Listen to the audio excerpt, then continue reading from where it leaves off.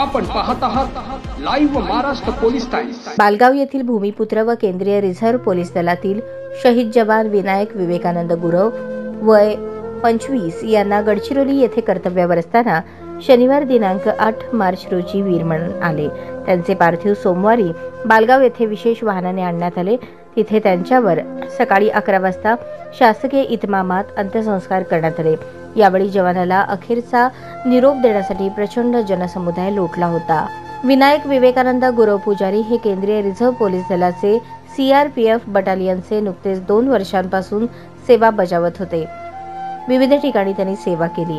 गडचिरोली येथे कार्यरत होते। शनिवारी कर्तव्यावर असताना कॅम्पमध्ये अचानक त्यांच्या छातीत दुखू लागल्याने त्यांना जवळच्या आरोग्य केंद्रात तात्काळ नेण्यात आले। तिथे डॉक्टरांनी तपासून त्यांना मृत घोषित केले।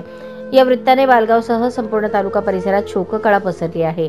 शहीद जवान विनायक विवेकानंद गुरव पुजारी यांचे पार्थिव पुणे येथे आणण्यात आले। तिथून पार्थिव बालगाव येथे सोमवारी सकाळी 6च्या सुमारास विशेष वाहनाने आणण्यात आले। यावेळी परिवारातील सदस्यांनी एकच हंबरडा फोडला। सवाद्य डीजेवर विशाल तिरंगा ध्वज फडकावत बालगाव येथे त्यांची अंत्ययात्रा मिरवणूक काढण्यात आली। मिरवणूक मार्गावर ठिकठिकाणी रांगोळी काढण्यात आली। फुलांनी चौक सजवण्यात आला। यावेळी देशभक्ती गीतांनी संपूर्ण परिसर दणाणला होता। अमर रहे वीर जवान अमर रहे, भारत माता की जय अशा घोषणा देण्यात आल्या। अंतिम ठिकाणी लोकप्रतिनिधी, शासकीय, अशासकीय, राजकीय, सामाजिक क्षेत्रातील पदाधिकारी, नागरिकांनी पुष्पहार अर्पण करून मानवंदना दिली। अखेरचा निरोप देताना अनेकांचे मन गहिवरून गेले।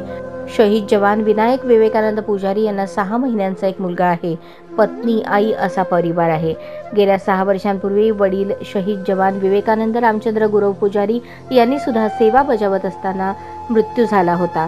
त्यांच्या जागीच मुलगा शहीद जवान विनायक विवेकानंद गुरव पुजारी याची अनुकंपा तत्वावर नियुक्ती झाली होती आणि काळाने घाला घातला।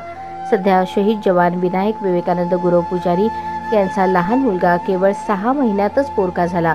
त्या लहान मुलाला पाहून सगळ्यांचे मन हेलावून गेले।